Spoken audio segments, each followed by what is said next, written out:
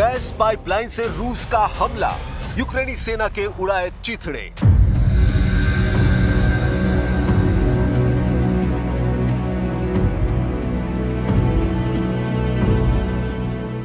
Ukraine जंग में अब रूसी सेना पूरी तरह से हावी हो चुकी है।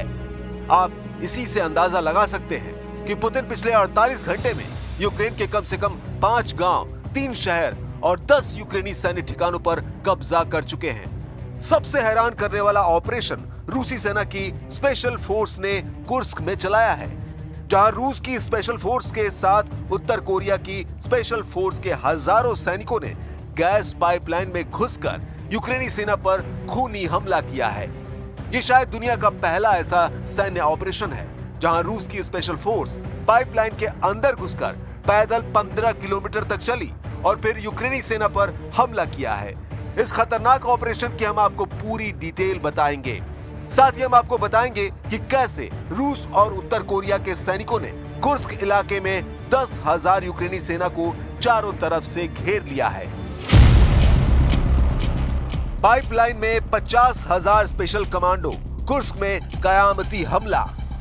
जब से राष्ट्रपति ट्रंप ने यूक्रेनी सेना को खुफिया और सैन्य मदद बंद की है, उसके बाद से पुतिन ने अपने कमांडरों को सख्त आदेश दे दिए हैं कि मार्च के अंत तक 50% से ज्यादा यूक्रेन पर कब्जा कर लो। यही वजह है कि रूसी सेना इस वक्त पश्चिमी रूस के कुर्स्क इलाके में यूक्रेनी सेना को खदेड़ने के लिए अपनी स्पेशल फोर्स को जंग के मैदान में उतार चुकी है।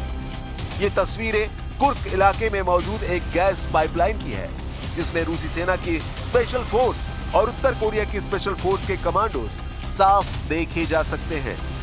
दावा किया जा रहा है कि रूसी स्पेशल फोर्स ने इसी गैस पाइपलाइन के अंदर चलते हुए यूक्रेनी सेना को दूसरी तरफ से घेर कर हमला किया और यूक्रेनी टुकड़ियों का पूरी तरह से सफाया कर दिया।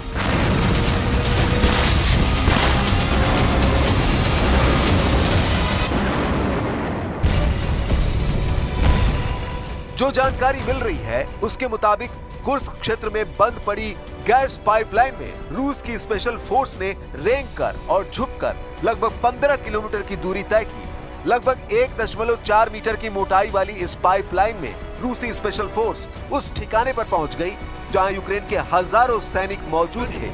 जैसे ही रूसी स्पेशल फोर्स को मौका मिला, उन्होंने यूक्रेनी सेना पर हमला करके उनका सफाया कर दिया और इलाके पर कब्जा कर लिया।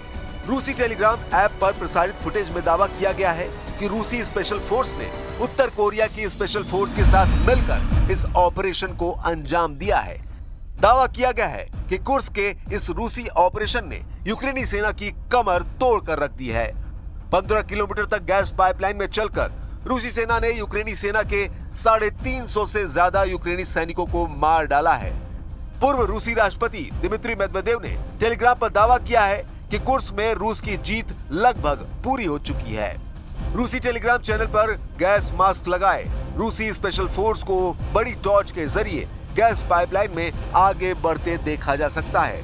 जिस सुदजा इलाके पर रूसी सेना ने कब्जा किया है, वो रूस की प्राकृतिक गैस का यूरोप में आपूर्ति का बड़ा केंद्र है।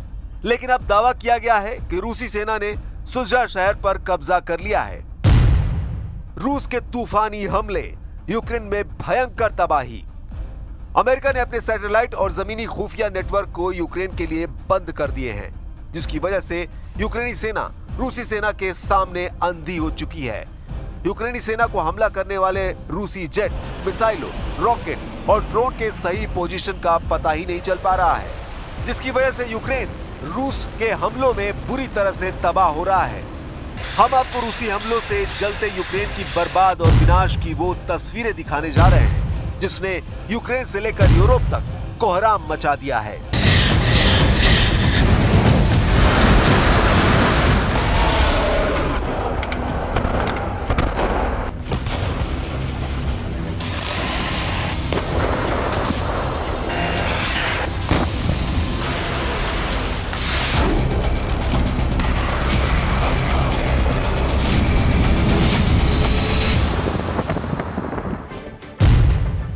भस्म कर दिया डोनेस्क, जला दिया ओदेसा। रूस के मिसाइल हमलों के बाद जलते यूक्रेन के डोनेस्क इलाके की तस्वीरें देखिए। दावा किया जा रहा है कि रूस के हवाई हमले में 11 से ज्यादा यूक्रेनी मारे गए हैं, जबकि 30 से ज्यादा घायल हुए हैं। हम आपको बता दें कि अमेरिका ने सैटेलाइट तस्वीरें यूक्रेन को देना बंद कर दिया है, जिसके बाद रूस के तूफानी हमलों की लहरें एक के बाद एक आ रही हैं। वॉर जोन से आई खबरों के मुताबिक यूक्रेन के डोनेस्क इलाके डोब्रोपिल्या शहर में 8 इमारतें पूरी तरह से जलकर राख हो गई हैं। अब जरा रूस के हवाई हमलों की दूसरी तस्वीर देखिए, जिसने यूक्रेन के ओदेसा शहर को जलाकर भस्म कर दिया है। दावा किया जा रहा है कि यूक्रेन के दक्षिणी काला सागर बंदरगाह ओडेसा में भयंकर तबाही हुई है, जहां पर रूस के दर्जनों ड्रोन ने एक साथ हमला किया है। ओदेसा में रहने वाले यूक्रेनी लोगों का दावा है कि रूस ने इससे पहले इतना बड़ा हमला ओदेसा पर पहले कभी नहीं किया था, लेकिन जब से ट्रंप ने यूक्रेन को सैन्य और खुफिया सूचना देना बंद कर दिया है, रूसी सेना के हमलों में बेतहाशा बढ़ोतरी हुई है। राष्ट्रपति जेलेंस्की भी रूसी हमलों को लेकर अमेरिका और यूरोप से फिर गुहार लगाने लगे हैं। Ракети, також шахед по центральній частині міста. 9 житлових будинків були під ударом. Також під ударом торговельний центр, магазини. 11 людей, на жаль, загинули. Мої співчуття рідним і близьким. यहां तक कि यूरोपीय देशों ने 120 फाइटर जेट से यूक्रेन के चारों तरफ एक ऐसी स्काई शील्ड बनाने का प्लान बनाया है ताकि रूस के मिसाइल और हवाई हमलों को नाकाम किया जा सके।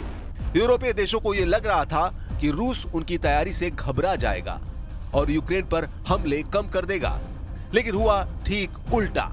कुछ खबरों में दावा किया जा रहा है कि रूसी सेना ने पिछले 24 घंटे में यूक्रेन पर 870 से ज्यादा जमीनी और हवाई हमले किए हैं, जिसकी वजह से यूक्रेन के बहुत बड़े इलाके पर रूसी सेना का कब्जा हो गया है। घिर गए 10,000 सैनिक, कुर्स्क में यूक्रेनी सेना का सर्वनाश।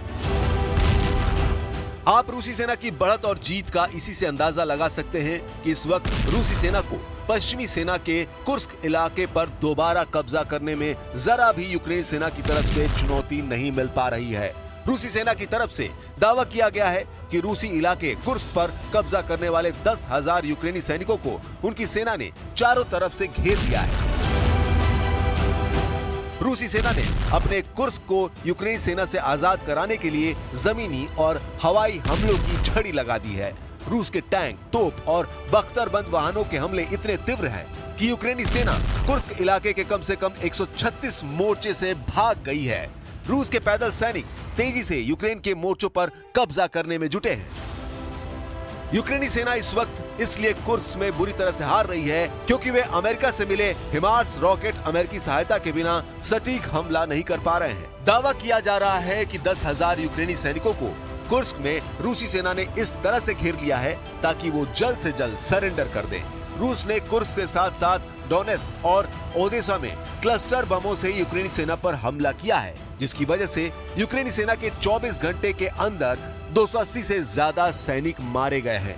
इधर मरते और हारते यूक्रेन ने फ्रांस से मिले मिराज 2000 फाइटर जेट और अमेरिकी F-16 लड़ाकू विमानों से रूसी मिसाइलों और ड्रोन को मारने की कोशिश की है, लेकिन मिराज 2000 और F-16 जेट रूस के तूफानी हमलों के सामने फिसड्डी साबित हो रहे हैं।